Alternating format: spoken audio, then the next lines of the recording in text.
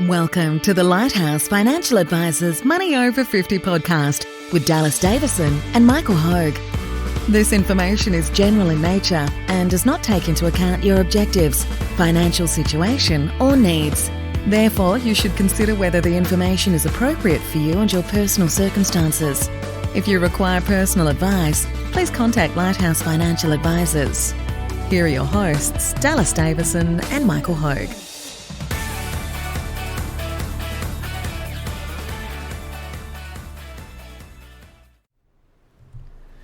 Welcome everyone to the Money Over 50 podcast. I'm Dallas Davison and I'm here today with Michael Hogue. Michael. Today's topic, we've actually discussed this before, Dallas. Many times, over many a coffee. Different ways to draw an income in retirement. So what we're looking at is that someone has retired, they've accumulated retirement savings in their superannuation generally. Yeah. And they're now looking at drawing an income. So they've stopped working. They're looking at now drawing an income. As you would say, they've stopped working. Their money's going to work for them. Their money now gets dressed to go to work for them, as they have stopped getting dressed and going to work. I hope they haven't stopped getting dressed. Hopefully, still getting dressed. But or not. However you want to do it. Yeah, we're looking at the different ways that they'd be able to draw an income in retirement from their retirement savings, and retirement savings can be many different things, but for most people it's what they've accumulated in their superannuation up until their retirement.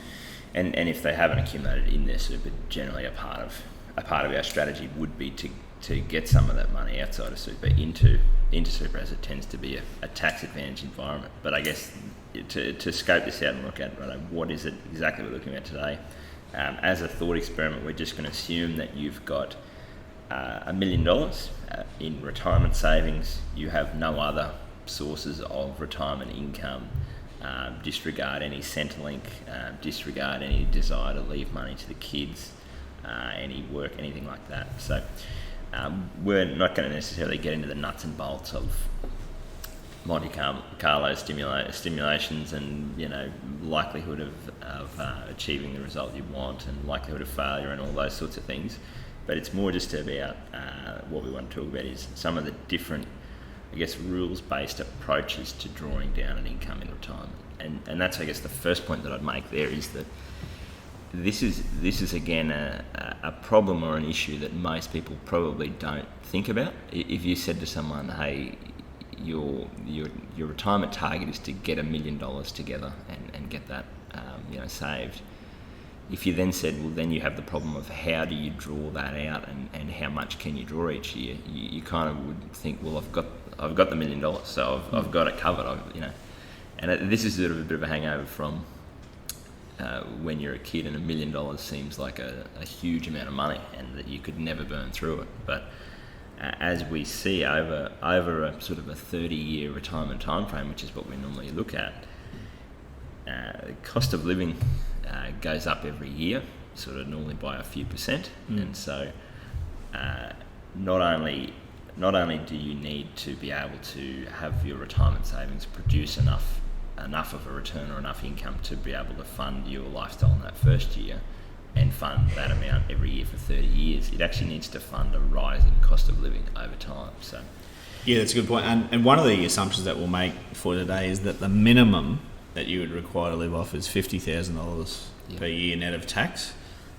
which from our studies and our clients in retirement already, that is certainly the bottom end of the scale of what people require to spend. So we could do a whole nother podcast on what people think they need to spend and what they actually do spend, But $50,000 a year. And anytime someone tells me they're going to spend 50, I just type in 60 instead. That's what's going to happen. That's right. Yeah, I mean, because there are things that aren't looked at. So $50,000 a year, and that's net of tax. Yeah. Now, again, for the assumption here is that you won't pay any tax, and if set up correctly, our clients don't pay tax in retirement. So that's a big saving because you're not paying any income tax. $50,000 a year or $1,000 a week on average, almost, is certainly at the bottom end of the scale.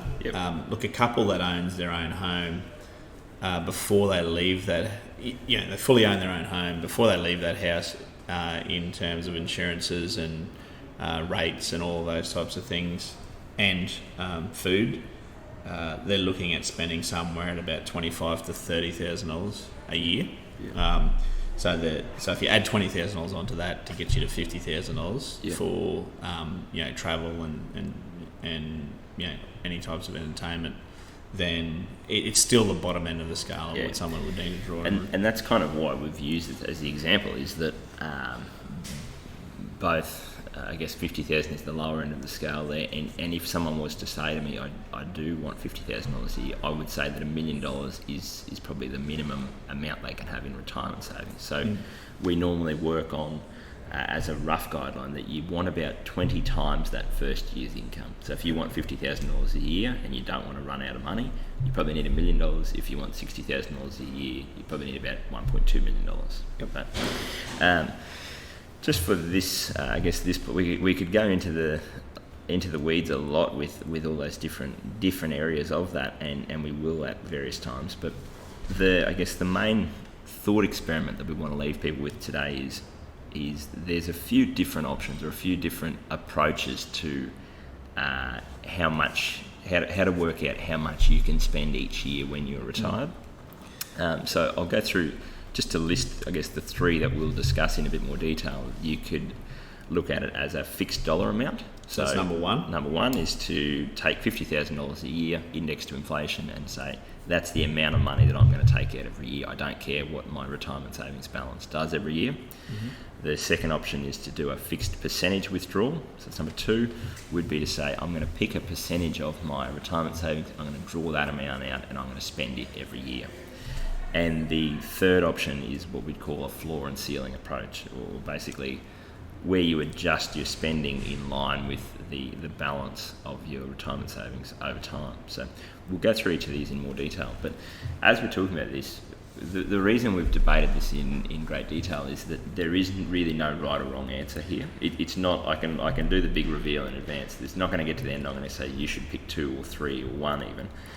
It's really about, there's trade-offs that need to be made when looking at this, and I guess the main point that we'll cover off on there is that the simplest way to think of it is the trade-off is that to be able to have a higher spending rate, or to be able to spend, I guess, more money each year on average, what you actually need to trade off there is that needs to come with higher variability of income. So, and we'll talk about it as we go through each, but if you say to me, I need $50,000 a year and I cannot adjust that amount of income that I need, the way that we adjust that over time is going to be very different. If you say, look, I'd like 50,000, but if the market's down or if my balance drops over time, I can scale that back a bit. We can then be a bit more aggressive with your drawdown rate, because you have the scope to adjust that down. So, I guess the first one, Michael, is sort of one that most people think of as, when we ask the question, generally people is, how much do you want to live on retirement? For example, the 50,000 is to go, okay, the fixed dollar amount, I want $50,000 a year. Yep. So that's taking $50,000 per year from your, in this case, you've started your retirement, you have $1 million in retirement savings, and you draw $50,000 out of that as a fixed dollar amount. And then, like I say, we normally work on adjusting that with inflation every year. Now, the way that we think about that is that, and we won't go into the details of how you would invest this $1 million and in which asset classes and all the rest of it, but normally there's a mix of some growth assets, such as shares and property, and some defensive assets, such as cash, term deposit, that kind of thing. And there's a trade-off that needs to be made there around the spending variability as well, which is that if you need $50,000 a year, the first option we're looking at here assumes that if at the end of that first year your $1 million in retirement savings drops to $800,000, there's no scope for you to reduce your spending in line with that. And you say, okay, I need $50,000 a year. So the main advantage of this is that theoretically you never have to take a pay cut, and we see this all the time, that human nature is that we feel the hurt, the pain of loss more than we feel the pleasure of a gain. So it's, if someone says I'll give you $50,000 a year and then next year I'm gonna take $10,000 off you, the $10,000 they take off you is going to hurt a fair bit. Whereas if at the end of that year someone gives you an extra $10,000, you normally it's not as much fun as the pain of taking the $10,000. So that's the main advantage of that, is that you go, okay, I can rely on $1,000 a week hitting my bank account. I've got that to spend. I never have to worry about where do I shave costs if investment returns are poor or anything like that. Now, the trade-off there is that on average you'll draw a lot less, and what I mean by that is that the withdrawal rate of that $50,000 a year, or 5%, is based on the fact that we pretty much need your retirement savings to continue to grow in those early years, so that when there is inevitably a correction in investment markets, you don't have to adjust your income. So, and this is where we've talked about with your rules-based approach, is you can't have it both ways. You can't say, I want $50,000 a year and I don't want to take a pay cut from that, but at the end of the first year, the market's up a bit and my savings have gone to 1.2, I'll just take a bit off the top. That's not how it works if you're working on a fixed dollar amount, because you need that growth in those early years to adjust for the fact that you are not taking a pay cut in any year. Look, it's a good point. Certainly, we see that a lot. Where investment markets never ever generate consistent returns. Yeah. So I mean, we have a rule of thumb that we aim for an 8% average rate of return after our costs and after the funds costs for our clients in retirement. Now, that never comes at 8%. No. So, as you were alluding to before, in the first year you might be lucky, and that becomes you get a 16% return in 1 year, so it's double. Yeah. And like you said, you can't have it both ways, where you can't choose a fixed dollar amount of income and then say, we got double the return this year, and next year we'll get 8. So we see this as a windfall, and we take a big lump sum. Yep. If you get 16% in 1 year, the chances are that next year you might get 0%. That's right. It might even go backwards a little bit. So, certainly in this example, the $50,000 that you take is a rigid amount, and it gets indexed to inflation, so that you take $51,500 the following year. That's a good point. I've just got a guy we know that's just wandered into the office and is making faces at it through the window, but he's leaving now, so that's okay. Sorry. No, that's right. Buggering. I think that's, I guess, like we were saying, the trade-off there, that, like you said, is that if you need that certainty of income, then you can't have it both ways. You can't take the good without having the bad.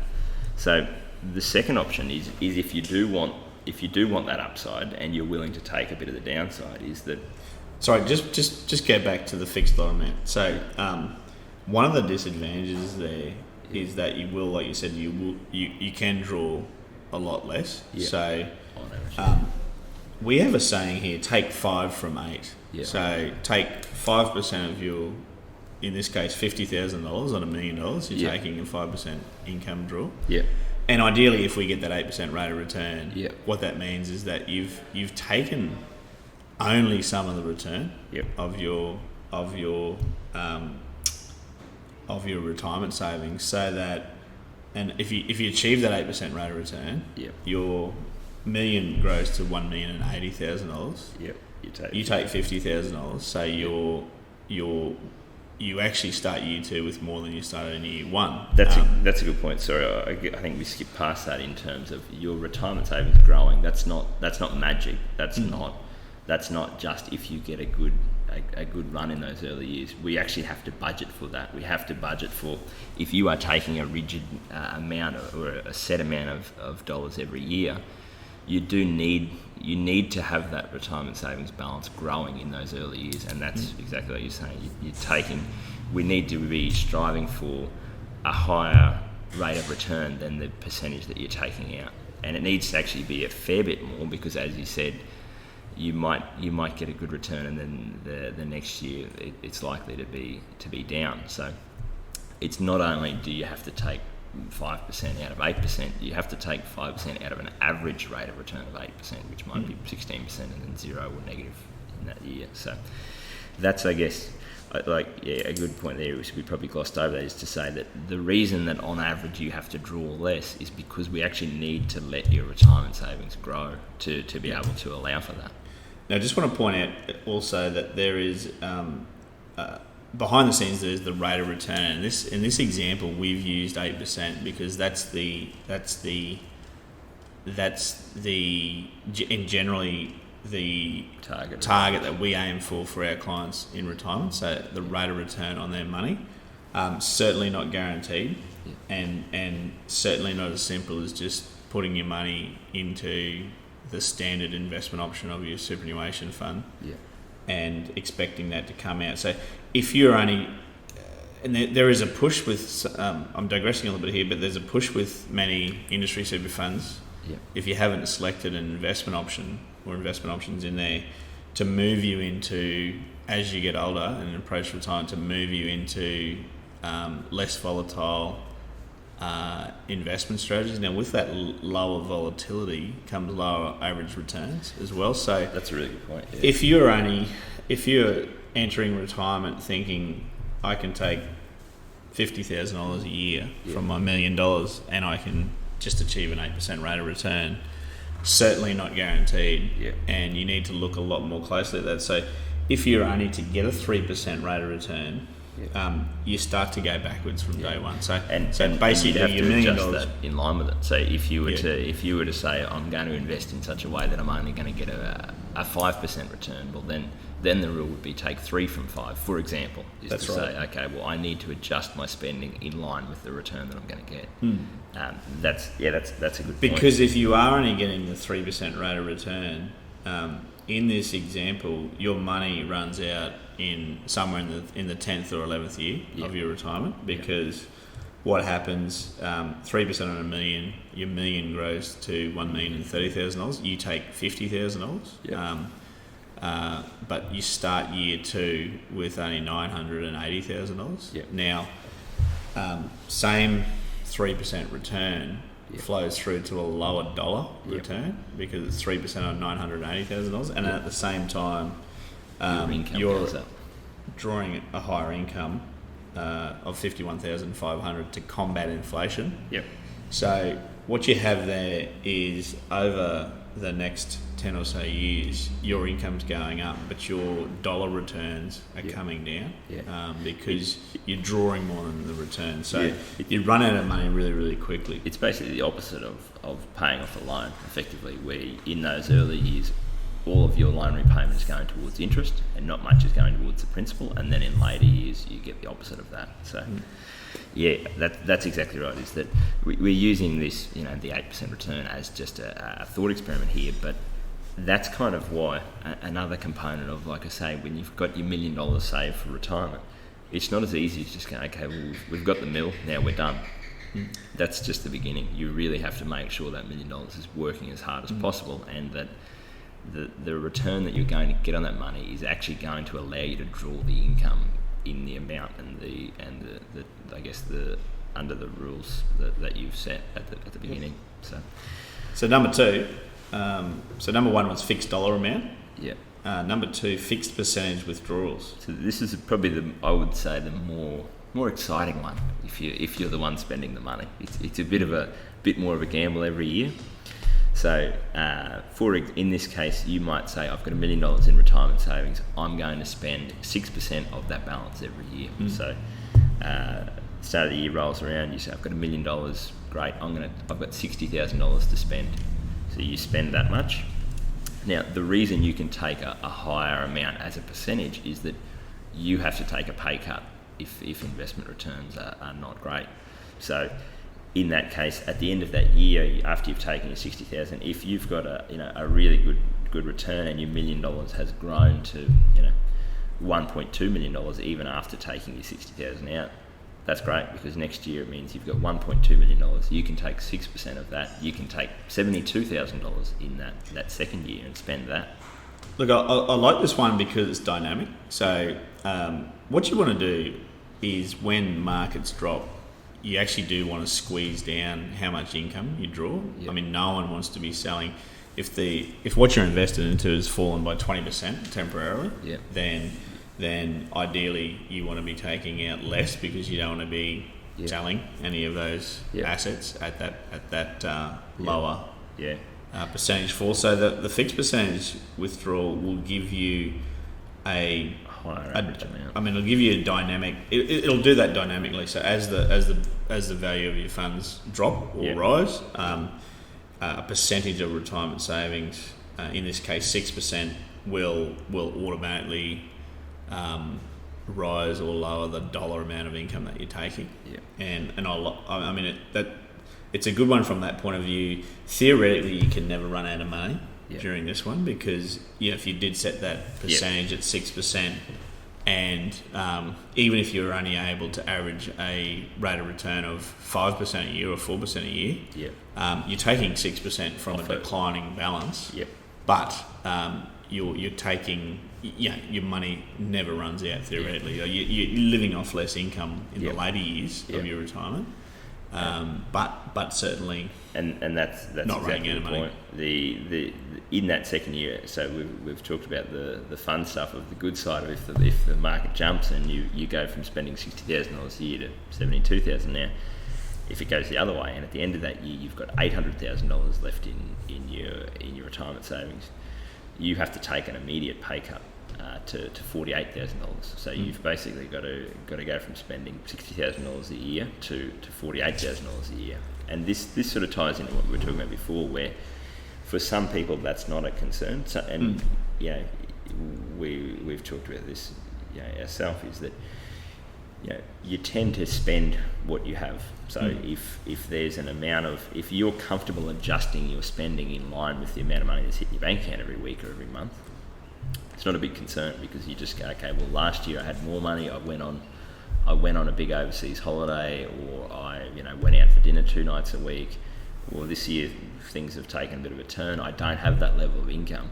In most cases, there's definitely some scope there for people to just adjust their spending without noticing a huge difference.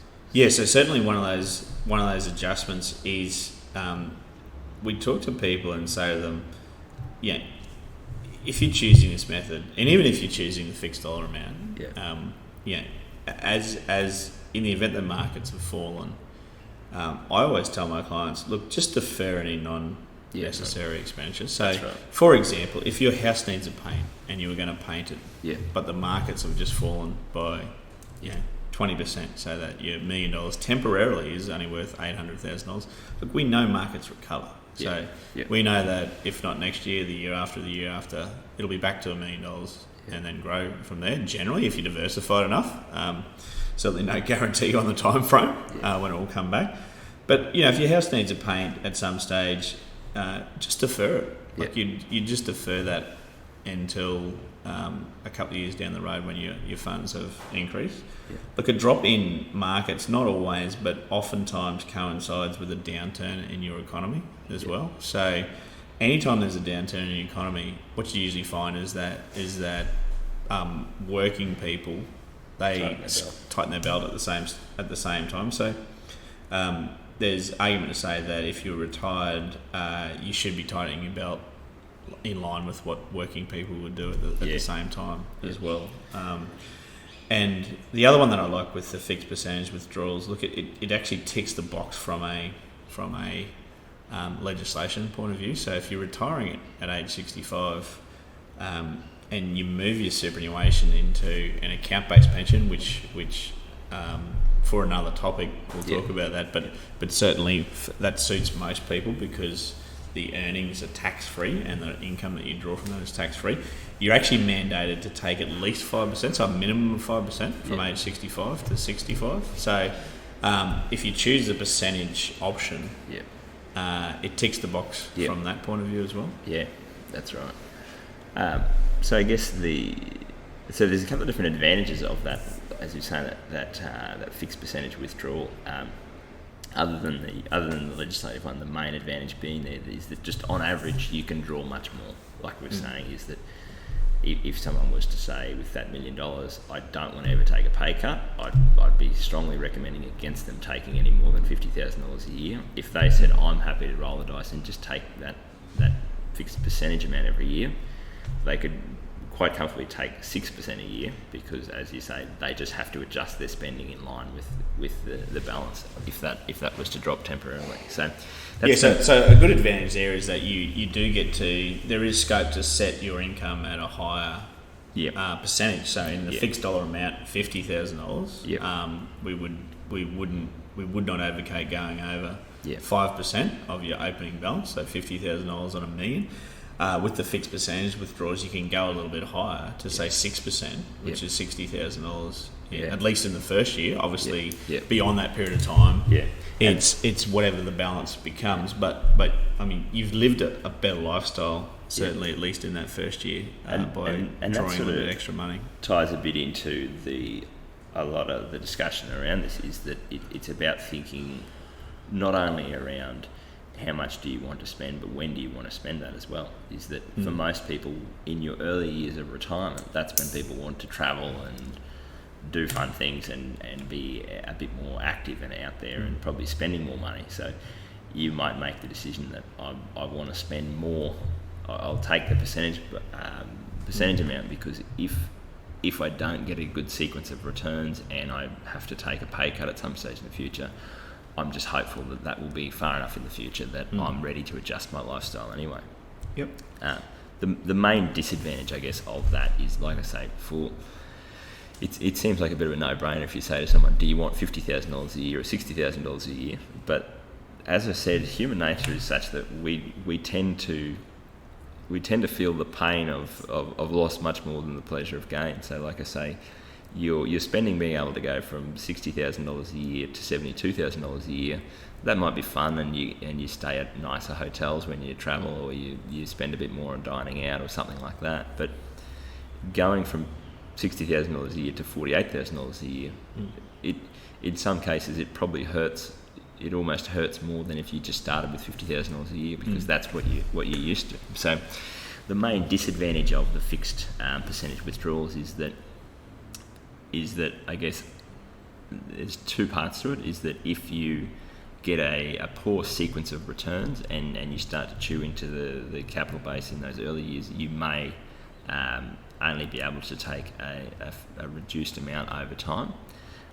The second component is that even if you get a great sequence of returns and your savings grows in those early years and your income grows, as you say, Michael, those market cycles, there's no way around that. At some stage in the future, there is going to be a 20-30% drop to your retirement savings if you're invested in probably the way that we'd recommend. So you really only can do that if you can hand on heart say that at some stage in the future, when that balance drops by 20-30%, you are willing and able to reduce your spending by that 20-30%. The variation there, if you're disciplined enough, is that you can squirrel money away in the good times and then use that as a reserve account when the market's down. So using that same example, if you happen to have a sequence where your $1 million grew to $1.2 million, so you're 6% of that. Suddenly, instead of taking $60,000 a year, you're taking $72,000 a year. You still spend $60,000 and you put $12,000 aside. Yep. And you might do that again the following year. So the same thing happens. You put another $12,000 aside. Yep. And then when that balance drops, because we know that market volatility is a fact. I mean, over a 30-year retirement, you're going to see the value of your retirement savings fall during usually short-term periods along that continuum, but you are going to see that happen. So at that point in time, you can squeeze your income down to that 6% of $800,000, and in this case, you're drawing only $48,000 for that year, but you can substitute your income from that reserve account. Yeah, and that's I guess in reality what we talk about $1,000 a week hitting your bank account or this much a month hitting your bank account. In reality, what we tend to find is that people in retirement, when people are working, they tend to have a level of money in the bank that they're comfortable with, and it might be $10,000, it might be $20,000.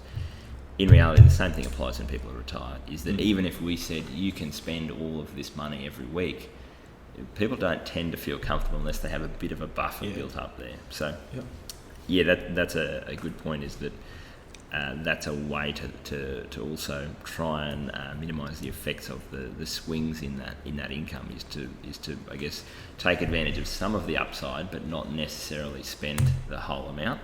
Yep. And to squirrel a bit away. But so, as we say, for most people, the money that hits the bank account gets spent. And so, if that's the approach that you're going to use, you want, I guess, a system or some rules in place as to how that's going to happen. Yep. So just recapping quickly, that was the fixed percentage withdrawals, setting in this case an example of 6% of whatever your retirement savings balance is each year. You would take 6% of that amount, whether it's up, whether it's down, which would vary the dollar amount of income that you're taking, depending on what your balance is. So number 3, the floor and ceiling approach. Tell us about that, Dallas. Well, it's basically, this is sort of a hybrid of the two models. And I guess this is one where you can kind of adjust the rules a bit more. And in most cases, the drawdown strategy that you pick will be a combination of, as you say, of number 1 or number 2. So floor and ceiling refers to the fact that you basically pick an amount of retirement income. As your retirement savings grows above the ceiling that you set there, you can increase your income that you draw. If it drops below a certain floor level, then you reduce the income. So it's basically just a way to try and minimise the effects of having to adjust your spending every single year. Is that in this case, if you could set a rule where you say, I'm going to draw $55,000 a year in that first year. Every time my retirement savings go up or down by 20%, I'm going to increase or reduce my retirement income by 10%. So it's a bit more convoluted, but basically saying that if at the end of that first year, if my retirement savings have gone from $1 million to $1.1 million, there's no major change there. So my retirement income stays exactly the same. So I'm already used to spending that amount. I keep spending that amount. By the same token, if it drops to 900,000 or 850, you've had a bit of a drop, but it's not such a huge drop that it's really going to cause you those problems. So you can keep your income draw at the same amount. It's only when you have your $1 million grows beyond $1.2 million, for example, or drops below $800,000 that you then adjust that spending. So it's a bit more of a complicated approach, but the main advantage being there is you kind of get some of the advantages of the first and the second strategies, the fixed dollar and the fixed percentage withdrawal, is that you get some of the upside, so you're not just watching your retirement savings grow and grow and grow and thinking, well, I'm still having to spend the same amount of money. You get to take part in that upside, and you also get to take generally a slightly higher amount of income. In this example, you're getting $55,000 a year instead of $50,000 a year, so you get a bit extra, and you get to increase that over time as your retirement savings grows.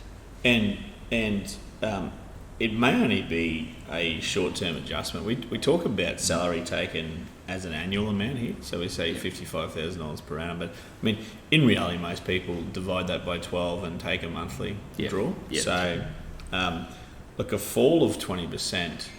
We had one in December 2018 that was almost 20%. So the markets, if you're invested across the Australian, the ASX 200, the top 200 companies in Australia, and the top 1,500 companies in the world, those markets fell on average almost 20%. It wasn't quite 20%. And that recovered fairly quickly, reasonably quickly, within a matter of months. So it could be in the situation where you had to adjust your monthly take of income for 3 or 4 months before it actually recovered. So Look, it's a good one as well, and I agree with you there. It's a hybrid of the other two. Yeah. In those terms. So. And it's a good example, like you were saying before, Michael, about if you're getting paid, if you're still employed, and there's all sorts of bad news around the economy in general. People tend to tighten their belt a bit, even if they have a fairly safe job. You tend to go, okay, well, I'll just be a bit careful with what I'm spending and how hard I'm going here. Yeah. The same thing applies where you're saying even if you have to reduce that spending, it's normally for a limited amount of time, and it's sort of in line with everyone around you is probably doing a similar thing where they're just being a bit careful with their spending at the same time. So that's I guess one that we also look at for people is that if you don't want to be set in this is the exact amount of money I'm going to take every year, and I'm not going to take advantage of any of the potential upside, or if you're not willing to roll the dice and say I'll just take a percentage every year, that's kind of a good hybrid model between the two. The comment that I'd like to make also is that we had a debate about this for a good hour and a half one day, Dallas and I. Hopefully we haven't kept you that long on this podcast, but we actually came to the conclusion that it's a combination of art and science. Yeah. It's not purely scientific. Yeah. If investment markets spat out 8%, 8%, 8%, 8%, 8% every single year, then it would be science. Yeah. Because we would be able to do that with insurance. Like, there's no assurance in investment markets. Yeah. Most people need to be invested in investment markets for a large part of their retirement savings, because they need a higher return than the 3% or the 2% they would get if they were invested in cash and term deposits. So there is that variability there, and that's where the art part of it comes in. So these three different methods of the fixed dollar amount, and just to recap, that was taking a set dollar amount regardless of what your investment balance was, whether it fluctuated and grew from 1 million to 1.2 million or dropped to $800,000. You were taking $50,000 a year from your retirement savings indexed to inflation. Number two, the fixed percentage withdrawal, so setting a percentage. The example that we used was 6%.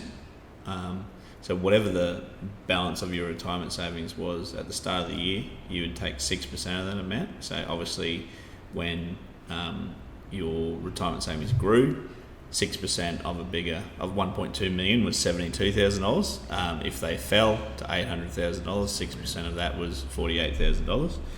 And the floor and ceiling approach, which is the last one we discussed, which is a hybrid of that now. You may be listening thinking, why don't these guys know which one's the best? Look, this is the first generation that has been faced with this problem. So the people retiring right now at 65 or around that figure, these are the first generation of people that will live to 95 years of age, or one of the couple will live to 95 years of age, and so the generation before them, some of those people are actually living that long, but not most of them. And those people also haven't had their age pension cut. So the people that are 95 now have had a consistent age pension paid to them forever and a day. Our clients that were receiving a part age pension of, say, $16,000 on the 1st of January 2017, that was halved to $8,000. So there's just no consistency. So the writing's on the wall that the age pension will be reduced or phased out over that period of time. So really the people that are retiring now, or anyone younger than that, this is the first run that we've ever had. This used to really be the domain of trust fund babies, effectively. It was. Where you've got a pool of money and you have to live off that pool of money. Off that pool of money. Whereas, as you say, Michael, is that now with the way that things have moved, is that everyone's going to have this problem. You have it's one of those things. It's sort of referred to as the hardest problem in finance is you have a lump sum of money. How do you draw an income from it? Yes. Now, the second part of that as well is not only the technical part of the best way to do it, and it changes with what sequence of returns do you get and how much and how do you invest it and all the rest of it. The second part of it is, once again, you're kind of relying on people knowing, okay, I'm 60 now, how much income do I need when I'm 90? People don't know. They don't. We don't know whether.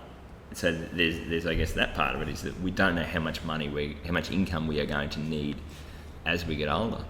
The second part of it is that, and where we say that this is not a strategy where we can decide for people, is that for some people, if I said to them, hey, we can go with this approach, and at the end of your life you should be left with somewhere between $2 million and $4 million, some of my clients would want to fight me because they want to spend it all. They want to burn through it before they die.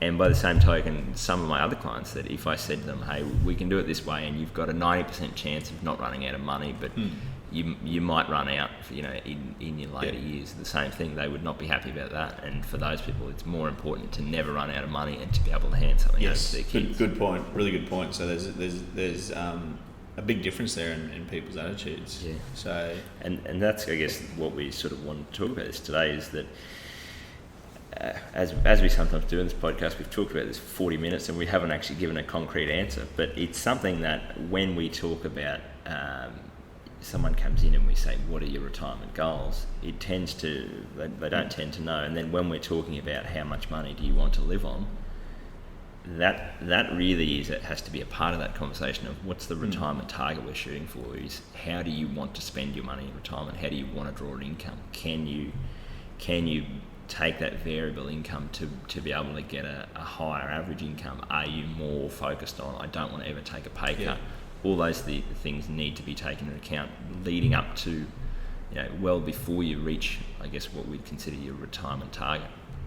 That's a great point. So, I mean, if you're looking at even retiring in the next 10 years, so if you're 55 now, looking at retiring at 65, you need to start having some of these discussions now, because that all factors into what balance you require the day that you retire, in order to live the type of lifestyle that you want. So, I mean, there's many variations of this. I have a client, and I have more than one that's doing this, but one in particular stand out. So every 3 years, we've factored in for the first 12 years of their retirement, they're going to take an extra $30,000 to go on overseas holiday. So we've budgeted for 4 of those in the first 12 years of their retirement. Yeah. So, I mean, there's plenty of variability in the approach. Yeah. It has to work for the individuals involved. Yeah. And it has to make sense and it has to be valid. But it has to work for the individuals involved. And that's, I guess, one where it sounds very rigid to say you need to come up with rules or a system in advance, but it's a bit like, what's the saying about, people will always vote themselves a government that will spend more than what it takes in revenue. It's the same sort of thing. If you don't have these rules or these systems in place and you say, if that person hasn't allocated $30,000 for those holidays and they come in 3 years' time and say, oh, we just need to take that, you go, that it really affects all of your other, and it's a bit of a butterfly effect thing where it might be $30,000 doesn't seem like much out of if they've got $1 million in retirement savings, for example, but when they're then 83 and they're running out of money a few years, before where you thought you were going to, and you can normally point it back to that's what happened in those early years. So it's not about saying that you have to pick a rule system and it has to be rigid and the same. It's about saying we need to make these trade-offs in advance rather than just getting there every year and going, we'll draw an amount of money that we kind of think might be good. Yeah. If you're still listening at this stage of the podcast, you're obviously very interested in this and it's important to you. So, I mean, we love having these discussions with people, and it's one of the things that we really get excited about. So, certainly, if it is a concern of yours and you want to start looking at some of these plans, then certainly get in touch with us. We'd only be too happy to meet with you. Thank you for listening to the Money Over 50 podcast with Lighthouse Financial Advisors. We look forward to catching up again soon.